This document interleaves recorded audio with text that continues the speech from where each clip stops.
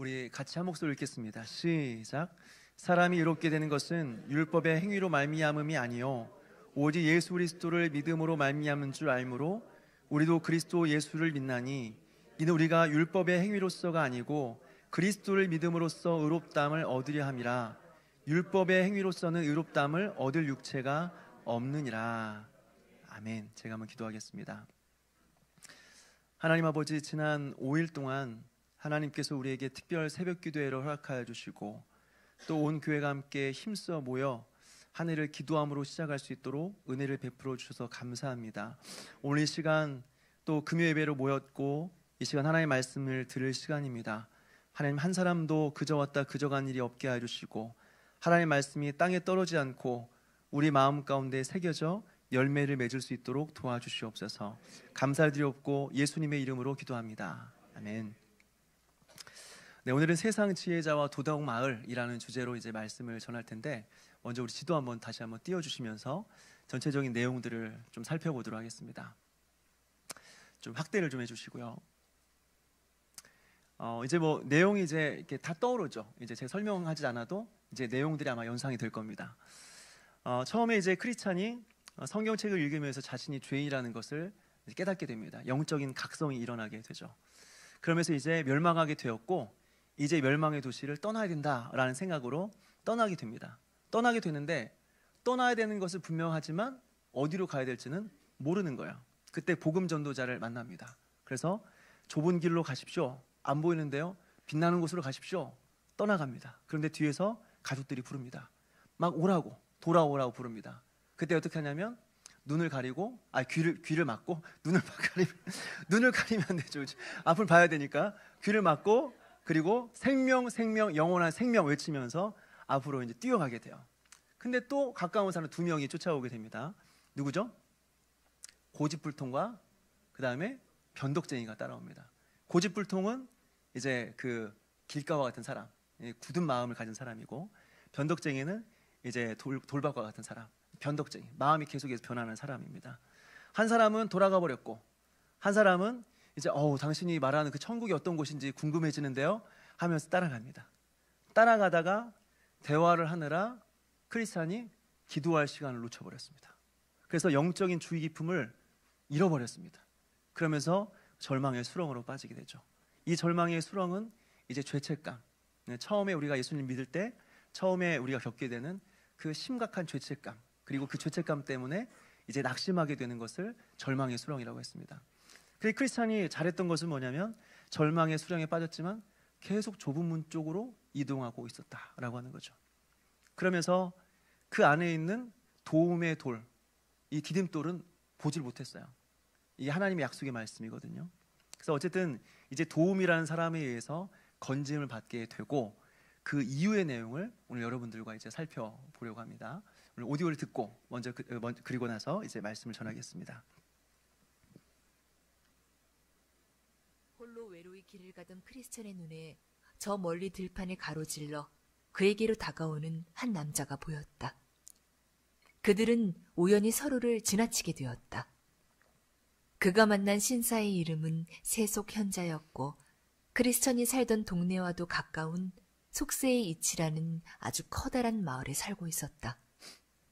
크리스찬이 멸망의 성읍을 떠났다는 소문은 이미 그가 살던 마을뿐 아니라 이웃마을까지도 파다하게 퍼졌던 터라 세속현자 또한 크리스찬을 만났을 때는 이미 그에 대해 익히 들어 알고 있었다.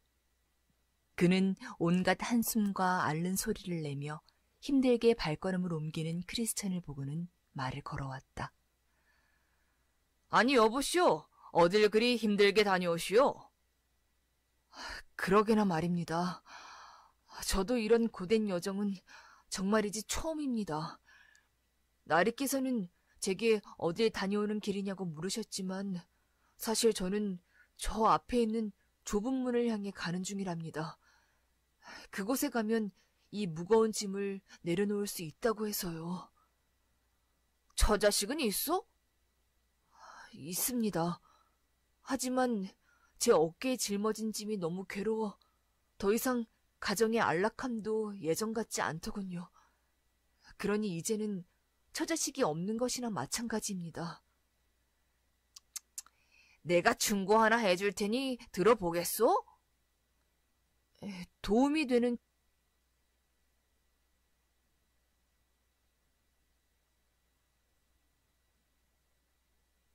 충고라면 말입니다. 지금 제게는 좋은 충고가 필요하니까요. 내가 해주고픈 충고는 될 수 있는 한 빨리 그 짐을 벗어버리라는 것이오. 그렇지 않으면 당신은 영원히 마음의 평안을 얻지 못할 것이며 신이 내려주시는 축복 또한 누릴 수 없을 것이니 말이오. 제가 원하는 게 바로 이 짐을 벗어버리는 겁니다. 하지만 도무지 저 혼자서는 이 짐을 벗어 던질 수가 없을 뿐더러 이 세상 어디에도 이 짐을 벗겨줄 사람이 없습니다. 그러니 아까도 말씀드렸다시피 저는 이 짐에서 벗어나기 위해 이 길을 가고 있는 거랍니다. 짐을 벗으려면 이쪽으로 가야 한다고 누가 그랬소? 아주 훌륭하고 고결해 보이는 어떤 남자분이었는데 제가 기억하기로는 전도사라고 불리는 분이었답니다. 그런 엉터리 길을 알려주다니. 그자가 알려진 이 길이야말로 세상 그 어떤 길보다도 위험하고 힘든 길이라오. 만약 그의 조언을 따라가다 보면 스스로 깨닫게 될 거요.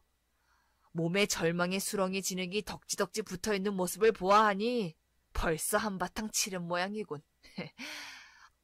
하지만 그 수렁은 앞으로 이 길을 가면서 겪게 될 고난의 시작에 불과하오. 자, 내 말을 들으시오. 나는 당신보다 오래 살지 않았소. 이 길 가운데에는 고달픔과 고통과 배고픔과 위험과 헐벗음과 총검과 사자와 용과 암흑이 도사리고 있소. 그 한마디로 죽으러 가는 길목인 셈이지. 지금껏 수많은 사람의 증언에 의한 것이니 내 말은 모두 사실이요. 세상에 어떤 바보가 낯선 사람의 말만 듣고 경솔하게 자기 목숨을 내던진단 말이오. 그래도 나리께서 말씀하신 그 모든 고난보다도 제 어깨에 짊어진 이 짐이 더 괴롭습니다. 그러니 저는 이 짐으로부터 해방될 수만 있다면 이 길에서 무엇을 만난다 한들 두렵지 않습니다. 애초에 그 짐은 어떻게 지게 된 거요? 제 손에 든 이 책을 읽고 나서부터였습니다. 에이구, 그럴 줄 알았소. 당신처럼 연약한 사람들은 항상 자기가 감당해내지 못할 일에 괜히 손을 댔다가 문득 그런 말도 안 되는 생각에 사로잡혀버리곤 하지. 그리고 그런 생각에 빠지면 다들 당신처럼 나약해져서는 자신조차 알지 못하는 그 무언가를 찾겠다고 필사적으로 애를 쓴단 말이오. 저는 제가 얻고자 하는 게 뭔지 알고 있습니다. 이 짐으로부터 해방되는 것이죠. 그렇다면 굳이 왜 이런 위험천만한 길을 가려 하시오? 내 말을 잘 들어본다면 이런 위험 없이도 당신이 원하는 걸 얻을 수 있는 길을 알려줄 텐데 말이오. 사실 답은 가까운 곳에 있어. 그리고 그 길 위에는 위험 대신 안전함과 우정, 만족이 기다리고 있다오. 나리, 제발 그 비밀을 제게 알려주십시오. 좋소. 저기 보이는 도덕이라는 마을에 가면 율법이라는 의원이 살고 있어. 네, 여기까지입니다. 네. 사실 뒤에 더 내용이 있지만 더 듣다 보면 시간이 많이 걸릴 것 같아서 뒤에 내용을 좀 생략을 했습니다. 어쨌든 앞의 내용을 다시 한 번만 좀 이렇게 짚고 넘어간다면 절망의 수렁을 살펴보았죠. 네. 신앙의 초기에 만날 수 있는 그런 시험이라고 했습니다.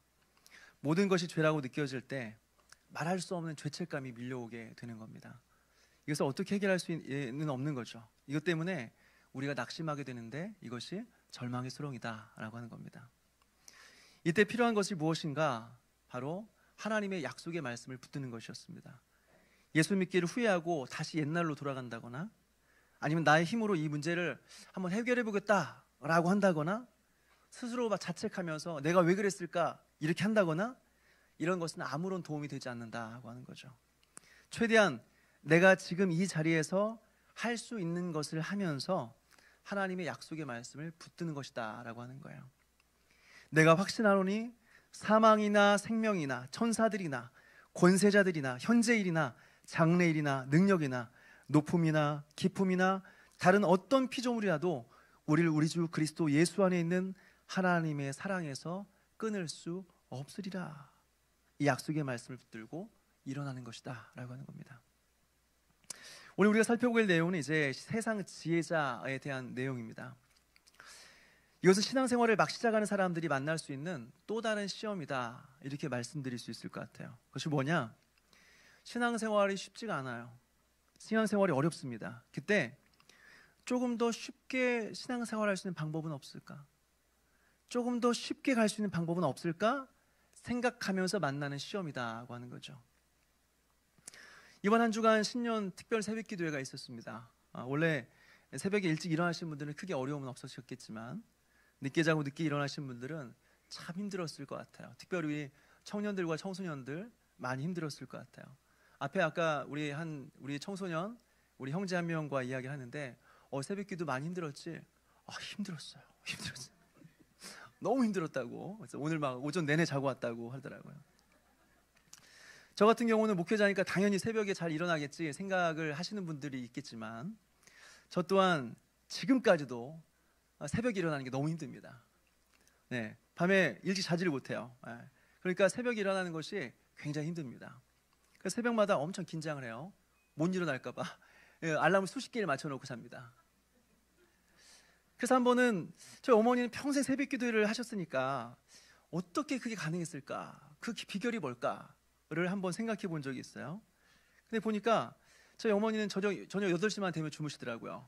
그러니까 저녁 8시에 주무시고 새벽 4시에 일어나니까 8시간을 자는 거예요. 그러니까 많이 자는 거죠. 그러니까 충분한 수면을 취하시고 숙면을 취하시고 새벽 기도에 가시니까 가능하겠다라고 하는 겁니다. 아무튼 이번 주 보니까 월요일 새벽에 많은 분들이 참석을 하셨더라고요. 뭐 어림잡아서, 제가 세어보진 않았지만 어림잡아서 그래도 어느 정도 자리를 찬 거 보니까 한 70명 정도 참석하지 않았을까요? 70명? 뭐 많게는 80명 정도 참석하지 않았을까요? 그리고 아이들도 생각보다 많이 참석했어요. 그래서 한편으로 너무 감사하다는 생각이 들었습니다. 그런데 이제 월요일이 지나고 화요일이 되고 수요일이 되면서 숫자가 조금씩 줄어들기 시작했어요. 그리고 월요일에 화냈던 그 얼굴들이 점점 얼굴빛이 어두워지는 것을 제가 보게 됐습니다. 그러면서 많이 힘드셨겠구나, 많이 힘드시구나 라는 것을 깨닫게 된 거죠. 여러분, 이렇게 특별 새벽 기도에 그것도 5일만 해도 얼마나 힘듭니까? 40일 특별 새벽 기도도 아니고 5일만 했는데 얼마나 힘들어요. 그래도 교회 사자고 하니까 착한 마음으로 참석을 하는 거죠. 그런데 신앙생활이 여러분 이런 것만 있습니까? 교회를 다니다 보면 참 할 일이 많죠. 주일에 예배도 나와야 되지, 또 셀 모임에 참석해서 여러 사람들과 교제해야 됩니다. 그런데 그런 사람들이 내 마음에 드는 사람들만 있는 것은 아니에요. 마음에 들지 않아도 어쨌든 맞추면서 살아가야 되니까, 맞추면 셀 모임 해야 되니까 이거 쉽지 않은 거죠. 쉽지 않아요. 또 교회 일 있으면 함께 섬겨달라고 연락이 오지, 또 헌신하라고 그러지, 또 뭐 또 주일에 막 헌금 내라고 막 뭐라고 하지. 정말 해야 될 일이 되게 많은 거죠. 그래서 어떻게 해요? 신앙생활을 꼭 이렇게 해야 되나? 남들은 막 큰 교회 다니면서 있는 듯 없는 듯 다니면서 그렇게 주일에 한 번만 예배드리고 나머지 시간은 자유롭게 보내는데 꼭 이렇게 힘들게 살아가는 게 맞나? 일산 한산업교회만 힘든 거 아니야? 우리만 힘든 거 아니야? 좀 쉽게 살고 싶다, 좀 더 편하게 신앙생활하고 싶다, 이런 마음이 들지 않습니까? 여러분, 이것이 세상 지혜자다라고 하는 것입니다. 오늘 세상 지혜자는 크리스찬에게 교회를 떠나라고 말하지 않습니다. 다시 멸망의 도시로 돌아가라 말하지 않습니다. 단지 고생하지 않고 편하게 주님을 따르는 길이 있다, 네가 수고하지 않아도 주님을 따를 수 있는 방법이 있다라고 가르쳐주고 있는 거죠. 세상 지혜자는 이렇게 말합니다. 지금 가던 길로 가면 걱정, 배고픔, 위험, 헐벗음, 칼, 사자, 용, 흑암 등 한마디로 이렇게 말해요. 흑암 등, 한마디로 죽음 외에는 만날 것이 없습니다. 이것은 수많은 증인들의 증언으로 확인된 사실입니다. 그런데 낯선 사람들의 말만 듣고 이런 위험에 경솔하게 몸을 던져서야 되겠습니까? 이런 위험한 길을 무턱대고 가면 되겠습니까? 이렇게 위험한 것이 있는데, 여러분, 여기 세상 지혜자가 말한 걱정, 배고픔, 위험, 헐벗음, 칼, 사자, 용, 이 모든 것들은 실제로 크리스찬이 만나게 되는 겁니다. 실제로 만납니다. 그러니까 거짓말이 아니에요. 진짜예요. 그러면서 뭐라고 말하고 있느냐? 만약 내 말을 끝까지 듣는다면 당신에게 어려움 없이 원하는 것을 얻을 수 있는 방법을 내가 알려주겠습니다. 게다가 나는 위험이나 고통 대신 확실한 안전과 우정, 그리고 만족을 누리게 해줄 수 있습니다. 나만 믿고 따라오십시오 라고 하는 겁니다. 여러분, 이것이 바로 사탄의 유혹입니다. 이것이 사탄의 유혹이에요. 예수님께서 40일 동안 광야에서 사탄에게 시험을 받을 때 바로 이 부분을 시험을 받습니다. 첫째 시험이 뭐예요? 돌덩이를 떡으로 만들어라. 돌을 떡으로 만들라는 거예요. 이게 어떤 의미일까요? 구약에 보면 광야에서 수많은 사람들을 굶주리지 않고 먹고 살게 만든 한 사람이 있습니다. 그 사람이 누굽니까? 모세예요. 모세. 광야에서 하늘에서 만나를 내려 수많은 사람들을 먹고 살렸어요. 이 사람이 모세예요. 그러니까 예수님께서 광야에서 돌을 떡으로 만드는 기적을 베풀게 되면 자신이 모세와 같은 선지자, 즉 메시아라는 것을 증명할 수 있는 것입니다. 돌을 떡으로 바꾸면 본인이 메시아라는 것을 입증할 수 있는 것입니다. 두 번째 시험은 무엇이냐? 성전 위에서 뛰어내리라는 겁니다. 이것은 어떤 의미냐? 성전 꼭대기가 40m에서 50m 정도 됩니다. 아파트 15층 정도의 높이인 거죠. 여기서 뛰어내리면 어떻게 될까요? 천사들이 받들어 보호할 것입니다. 이거는 충분히 그렇게 될 가능성이 있는 거죠. 그렇게 될 겁니다. 그렇다면 어떻게 될까요? 이것을 본 소수의 사람들이 소문을 낼 거예요. 엄청난 소문이 날 겁니다. 그러면서 모든 사람들에게 예수님께서 하나님의 아들이다 라고 하는 것, 예수님께서 메시아입니다, 메시아다라는 사실을 증명해 보일 수 있게 되는 거죠. 마지막 세 번째 시험은 무엇이냐면, 높은 산에 올라가서 나에게 절해라, 나에게 절하라 라고 하는 겁니다. 그러면 내가 눈에 보이는 세상 있지? 내가 다 줄 거야 약속합니다. 이건 또 무슨 시험이에요? 나에게 엎드려 절함으로써 세상의 모든 지위와 권세를 가져라, 누려라 라고 하는 겁니다. 나의 힘을 빌어서 온 세상 위에 높임을 받는 왕이 되라 라고 하는 거죠. 그리고 네가 하고 싶은 일을 그 다음에 해라 라고 하는 거죠. 여러분, 이 모든 시험의 핵심이 무엇인지 아십니까? 이 세 가지 시험의 핵심이 무엇이냐? 십자가 없어도 왕이 될 수 있는 방법이 있다는 것입니다. 고난의 길을 걷지 않고도 하나님의 아들 메시아가 될 수 있다라고 하는 겁니다. 이게 핵심이에요. 십자가 지지 말라는 겁니다.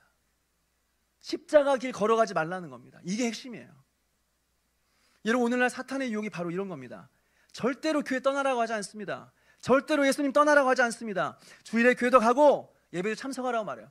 봉사해라, 섬겨라 말합니다. 그런데 절대 깊이 빠지지 말아라. 자기 부인, 자기 십자가 이거 안 된다. 자기 십자가 지면 안 된다. 자기 부인하면 안 된다. 이것이 사탄의 역사라는 거예요. 이것이 세상 지혜자라는 것입니다. 그렇다면 여러분, 이 세상 지혜자의 특징이 무엇일까요? 인본주의입니다. 인본주의. 다시 말해서 철저히 인간 중심적이라는 거예요. 하나님 중심이 아니라 철저히 인간 중심적이라고 하는 거죠. 자신의 삶에 있어서 가장 중요한 것이 무엇이냐? 하나님의 영광이 아니라 행복.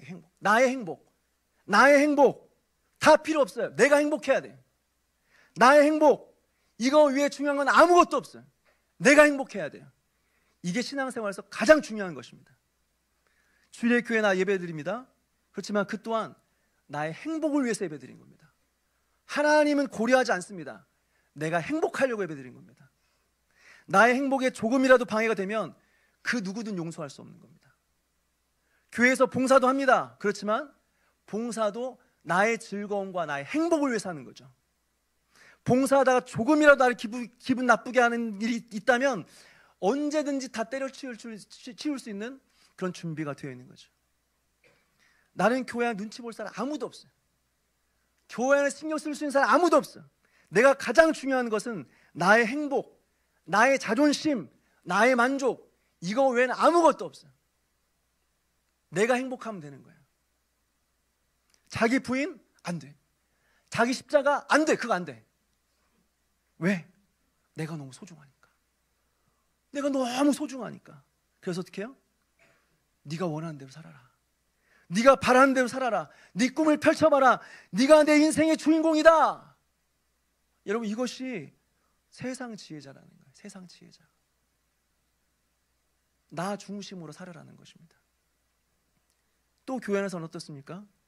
중요한 결정하거나 계획을 세울 때 하나님의 뜻이 무엇인가? 하나님께서 무엇을 기뻐하시는가? 여러분, 이것이 최고의 고려사항이 아니라는 겁니다. 어떻게 하면 사람들을 많이 모을 수 있을까? 모임의 내용과 메시지의 내용과 상관없이 수단과 방법을 가리지 않고 사람을 많이 모으면 최고가 되는 거야. 뭘 해도 상관없어요. 사람만 많이 모으면 돼요. 또 어떻게 하면 쉽게 할 수 있을까? 어떻게 하면 우리가 힘들이지 않고 할 수 있을까? 어떻게 하면 사람을 기쁘게 할 수 있을까? 어떻게 하면 사람들이 좋아할까? 어떻게 하면 돈 안 들이고 할 수 있을까? 돈 안 들이고 하면 최고예요. 이게 최고의 우리의 관심사가 되는 거죠. 이들의 관심사는 하나님을 향한 무한한 영광을 올려드리는 것이 아니에요. 하나님의 기쁨에 대해서 관심이 없어요. 뭐예요? 경영학과 심리학에 물들어버린 망가진 기독교, 망가진 교회라고 하는 것입니다. 이게 바로 세상 지혜자예요. 이 세상 지혜자예요. 또 세상 지혜자의 특징이 무엇인가? 인간의 전적 타락을 부인합니다. 인간의 전적인 타락을 부인합니다. 왜 그래요? 인간 중심의 삶을 살아야 되는데 인간이 전적으로 타락했다고 하면 뭔가 정당성이 부족하지 않습니까? 뭐 찝찝하잖아요. 그래도 인간이 위대하고 괜찮은 존재라는 것을 강조해야 내 마음대로 사는 것에 대해서 좀 정당성이 생기지 않겠습니까? 그래서 세상 지혜자는 인간의 전적 타락을 부인합니다. 다시 말해서 인간이 전적으로 타락하였기 때문에 구원을 이루는 데 있어서, 선을 행하는 데 있어서, 하나님을 알아가는 데 있어서 전적으로 무능하다. 이것이 바로 전적 타락의 교리인데 이것을 부인한다고 하는 거죠. 그래서 세상 지혜자가 크리스찬에게 하는 말이 무엇입니까? 여보시오, 그렇게 무거운 짐을 지고 어디로 가는 중이요? 어서 빨리 그 짐을 벗어버리시오. 짐을 벗지 않고서는 마음이 안정되지도 않고 하나님께서 주시는 축복을 누릴 수도 없습니다. 무슨 말이에요? 인간의 죄에 대해서 굉장히 가볍게 생각합니다. 다시 말해서 별것도 아닌 짐, 별것도 아닌 죄, 마음만 먹으면 언제든 쉽게 벗어버릴 수 있지 라고 하는 생각이라고 하는 겁니다. 그런데 여러분, 전통적인 기독교 입장에서는요, 전적인 타락과 불가항력적인 은혜, 이것이 굉장히 중요한 교리입니다. 굉장히 중요한 기독교의 뼈대가 됩니다. 전적인 타락과 불가항력적인 은혜요. 인간이 타락하여서 전적으로 무능하게 되었다는 것입니다. 선을 행함에 있어서, 구원에 있어서, 하나님을 알아감에 있어서 전적으로 무능하게 되었다라고 하는 것입니다. 그래서 어떻게 해요? 불가항력적인 은혜가 필요하다. 다시 말해서 하나님의 저항할 수 없는 은혜, 내가 어떻게 할 수 없는 은혜, 하나님의 일방적으로 쏟아 부으시는 그 은혜가 필요하다는 거예요.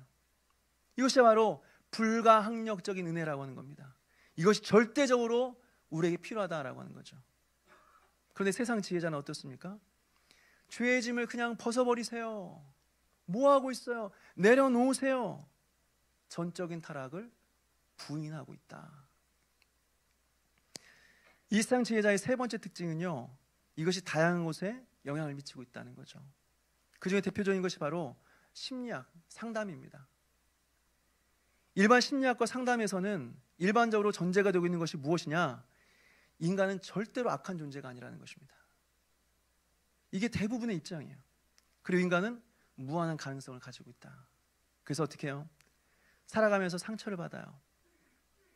그래서 심리학과 상담에서는 특별히 어릴 때 상처에 대해서 그렇게 집착을 해요. 무슨 상처를 받았는지. 그리고 문제 해결은 어디 있느냐? 자기 자신에게 있어요.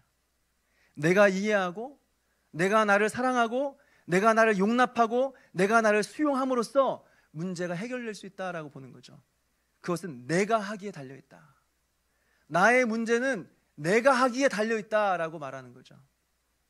또 신학은 어떻습니까? 인간의 이성으로 이해할 수 있는 만큼만 성경을 받아들이는 거죠. 이해할 수 없는 것은 성경으로 받아들이지 않습니다. 예수님의 동정적 탄생, 성육신, 대속적 죽음, 부활, 천국과 지옥 이런 것들은 받아들이지 않습니다. 왜? 우리 수준에서는 이해할 수 없는 일이기 때문에 그렇습니다. 그래서 이것 빼고 저것 빼고 다 빼고 나머지가 성경이다. 이만큼만 하나님 말씀이다 라고 말하는 거죠. 그걸 누가 결정해요? 내가 결정하는 겁니다. 그것만 성경이라는 거죠. 그것만 하나님 말씀이라는 거죠. 그걸 내가 결정한다는 겁니다. 이게 바로 인본주의적인 세상 지혜자들의 모습이다라고 하는 거예요. 사랑하는 여러분, 이런 세상 지혜자들이 우리를 인도하는 곳이 어딘지 아십니까? 율법주의예요. 율법주의. 스스로 자신을 구원할 수 있다고 믿으면서 결국 가는 곳이 율법주의다라고 하는 것입니다. 사실 여러분, 율법이라고 하는 것은요, 나쁜 것이 아닙니다. 하도 율법을 나쁘게 말해서 율법만 말하면 문제 있는 것처럼 보이지만 여러분 생각해 보십시오. 거룩하신 하나님께서 율법을 주셨는데 어떻게 그것이 잘못된 것일 수 있겠습니까? 어떻게 선하신 하나님이 잘못된 악한 나쁜 율법을 주셨겠습니까? 율법을 행할 수 없는 행할 수 있는 능력이 없는 것이 우리의 문제이지 율법 자체가 문제는 아니다는 것입니다. 율법 자체는 선하다는 것입니다. 이 율법에는 세 가지 기능이 있어요. 처음 이 율법은 우리에게 선한 목적으로 주어졌고 이것은 선한 용도입니다. 첫째는 무엇이냐? 우리의 죄를 깨닫게 하는 것입니다. 우리의 죄를 깨닫게 하는 거예요. 율법이 없었다면 우리가 죄인이라는 사실을 몰랐을 겁니다. 우리는 아무리 우리 자신을 보고 있어도 죄인이라는 사실을 깨달을 수 없습니다. 우리의 그 마음을 열어서 우리의 마음을 지켜보고 묵상해도 우리가 죄인이라는 사실을 깨달을 수 없습니다. 근데 율법을 통해서 알게 되었습니다. 내 부모를 공경해라, 살인하지 말라, 간음하지 말라, 도적질하지 말라, 거짓 증거하지 말라, 내 이웃의 것을 탐내지 말라, 내 형제를 미워하는 것이 곧 살인하는 거다, 다른 사람을 보고 음욕을 품는 자마다 모두가 다 간음하는 자다. 율법이 없었다면 몰랐을 거예요. 그런데 우리가 이 계명을 통해서 죄인이라는 사실을 깨닫게 되었다라고 하는 거죠. 율법의 두 번째 기능은 무엇이냐? 죄를 억제하는 기능을 하고 있다고 하는 겁니다. 이게 죄라는 것을 명확하게 알았기 때문에 이제 쉽게 죄를 못 짓는 겁니다. 율법이 없는 사람들에게도 하나님께서는 율법 대신에 양심을 주셨어요. 우리 안에 양심이 있기 때문에 하나님을 알지 못하는, 말씀을 알지 못하는, 율법을 모르는 사람들도 어느 정도 죄를 쉽게 짓지 못하게 되는 일들이 일어나고 있다고 하는 거죠. 이것이 율법의 기능이에요. 율법의 세 번째 기능은 구원받은 성도들의 삶의 지침이 된다라고 하는 거죠. 이제 우리가 구원받았는데 어떻게 살아야 되지? 예전에는 죄를 짓고 살았는데 구원받은 자로서 뭐 하며 살아야지? 어떻게 살아가는 것이 올바른 거지? 어떻게 살아가는 것이 하나님께 영광이 되는 거지? 그 기준이 바로 율법이다. 그 율법이 우리의 삶의 지침이 된다라고 하는 겁니다. 근데 어떻게 해요? 인간이 타락한 이후에는 이 모든 기능들이 있음에도 불구하고 이제는 절대로 율법을 지킬 수 없게 되었습니다. 율법을 완벽하게 지키는 것은 불가능하게 되었습니다. 그 결과 죽음에 이르게 되었다는 사실을 우린 명확하게 깨닫게 되는 것이죠. 그래서 이후에 우린 누구를 의지하게 됩니까? 예수 그리스도를 의지하게 되는 것입니다. 이게 바로 율법의 굉장히 중요한 기능인 거예요. 그래서 율법을 뭐라고 하느냐? 손가락이라고 해요. 손가락. 율법이 뭐냐? 예수 그리스도를 가리키는 손가락이에요. 율법은 예수 그리스도를 가리키는 손가락입니다. 다시 말해서 율법을 지키려고 가까이 가보니까 그 율법이 뭘 가리키고 있는 거예요. 그래서 뭘 가리키나 봤더니 예수 그리스도를 가리키고 있다라고 하는 것이죠. 이게 바로 율법의 중요한 기능이에요. 쉽게 말해서 우리가 율법을 지킬 수 없다는 사실을 명확히 깨닫고 예수 그리스도를 바라보게 만드는 것이 율법이다라고 하는 것이죠. 따라서 율법이라고 하는 것은 나쁜 것이 아니에요. 율법이 없다면 우린 예수 그리스도께 나아갈 수 없는 것입니다. 그런 면에서 율법은 우리에게 너무나 중요하고 너무나 필요한 것이다. 문제는 무엇이냐면 율법이 문제가 아니라 율법주의가 문제인 겁니다. 율법주의. 율법주의가 뭐냐? 율법을 통해서, 율법을 지키는 것을 통해서 구원에 이르려고 시도하는 것이죠. 이것이 율법주의죠. 다시 말해서 이 율법주의자들은 인간 스스로 율법을 지킬 수 있다는 어떤 희망을 가지고 있습니다. 그리고 이것을 지키면 구원을 얻을 수 있다라고 생각하는 거죠. 근데 여러분, 실제로 율법을 지킬 수 있을까요? 우리가 율법을 지킬 수 있을까요? 생각해 보십시오. 레위기의 제사와 관련된 규례만 보더라도 정말 많은 율법들이 있습니다. 제사의 종류만 해도 번제와 소제와 화목제, 속죄제, 속건제가 있습니다. 제사의 방법만 해도 전제, 화제, 거제, 요제가 있습니다. 제사를 드리는 방식은 어떻습니까? 성막 하나하나 명시되어 있는 율법들이 굉장히 많이 있습니다. 떡상의 규격은 얼마로 해야 되는지, 법궤의 규격은 얼마로 해야 되는지, 길이는 얼마로 해야 되는지, 커튼의 길이는 어떻게 해야 되는지, 재질은 어떻게 해야 되는지, 어떤 색깔로 수놓아야 되는지, 떡은 12개인데 어떤 방식으로 만들어서 진행해야 되는지, 그것도 매일 새 것으로 갈아야 된다고 말하고 있고, 분향단에 들어가는 기름은 어떤 기름을 사용해야 되는지, 늘 불이 꺼지지 않도록 주의한다고 말하고 있고, 또 다른 물을 사용해서는 안 된다고 말하고 있습니다. 그 등대 모양은 어떻게 해야 되는지, 성막을 이동할 때는 어떤 방식으로 어떤 순서로 해야 되는지 수많은 교리들이 있습니다. 뿐만 아니라 제사장은 어떻습니까? 제사장을 뽑는 수많은 규정들이 있습니다. 그것부터 시작해서 이 사람을 세우는 위임식을 어떤 방식으로, 어떤 순서와 어떤 방식으로 해야 되는지, 제사장이 입는 옷과 그의 행동은 어때야 하는지, 그의 행동은 어때야 되는지, 그의 가족들과의 관계에 있어서는 어떻게 해야 되는지, 그의 결혼은 어떻게 해야 되는지, 사람이 죽으면 어떻게 해야 되는지 수많은 규례들이 있습니다. 여러분, 이것을 어떻게 다 지킬 수 있을까요? 다 외우지도 못해요. 그리고 있는지도 몰라요. 기억하지도 못해요. 그래서 철로역정에 보니까 도덕 마을로 가는 길에 대해서 뭐라고 표현하고 있냐면 너무 경사가 심해서 사람이 올라갈 수 없는 길이라는 거예요. 사람이 올라갈 수가 없어서 그냥 가다가 멈춰 서버린 거예요. 그리고 그 언덕 끝에는 불이 번쩍번쩍거려서 금방이라도 타 죽을 것처럼 보였다고 말하고 있습니다. 뭘 말해요? 인간은 율법을 지킬 수가 없다라고 하는 거죠. 그러니까 율법주의자들은 어떻게 합니까? 율법은 지켜야겠고 또 율법을 지키기는 힘들고, 그러니까 어떻게 합니까? 율법을 단순화시킵니다. 단순화시켜요. 웬만한 것은 그냥 생략해버렸습니다. 그리고 자신들이 생각할 때 중요한 것들, 자기들이 생각할 때 유리한 것들, 자기들이 생각할 때 지키는 것이 가능한 것들 중심으로 정리했습니다. 그래서 그것 중심으로 율법을 지키면서 스스로 거룩하다, 거룩하다, 우린 율법을 많이 알고 있고 율법을 지킨다. 여러분, 그들이 누굽니까? 그들이 바로 예수님이 독사의 자식들아 라고 비판했던 바리새인과 서기관들입니다. 이들이 바로 율법주의자들이에요. 율법주의자들. 사랑하는 여러분, 율법은 지킬 수 있어서 그것을 지킴으로써 구원에 이르게 하기 위해 주신 것이 아니라고 하는 것입니다. 율법을 통해서 자신의 무능함을 깨달으라는 거예요. 자신이 전적으로 힘이 없다는 것을 깨달으라는 거예요. 그리고 예수 그리스도를 바라보라고 하는 것이 율법인 것입니다. 그러니까 율법은 손가락이에요. 예수 그리스도를 가리키는 손가락이다라고 하는 거죠. 그런데 율법주의자는 어떻게 해요? 계속해서 율법만 보느라 예수 그리스도를 못 본 거예요. 그리고 예수님과 예수님의 십자가를 바라보지 못했다라고 하는 것입니다. 말씀을 정리합니다. 여러분, 우리가 예수 그리스도를 따르는 것은 참 힘이 듭니다. 자기 부인과 자기 십자가를 지고 예수님을 따라야 되는데 참 어렵습니다. 그런데 힘들어서 그 길을 피하는 순간 어떻게 될까요? 인본주의의 길로 들어서게 돼요. 그리고 인본주의가 가리키는 것은 율법주의예요. 다시 말해서 그 길에는 구원이 없다. 그 길에는 구원이 없다. 예수 그리스도를 따르는 길은 좁은 문이에요. 좁은 길이에요. 먼저 예수님께서 가신 길이에요. 그 길을 따라서 살아가는 길이 십자가의 길이고 구원의 길인 것입니다.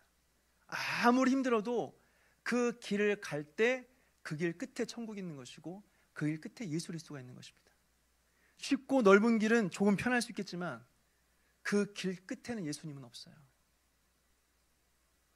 좁고 그리고 험한 길, 그 예수님께서 가신 길을 따라갈 때 그곳에 예수님이 계시고 그곳에 천국이 있다라고 하는 것이죠. 그러니 여러분, 힘들어도 어려워도 여러분 쉬운 방법 택하지 맙시다. 넓은 길로 가지 맙시다. 우리 주님 가신 길, 그 좁은 길, 좁은 문 걸으며 천성을 향하여 나아가는, 믿음으로 주님 바라보며 나아가는 그런 저와 여러분 되시기를 주님의 이름으로 축원합니다.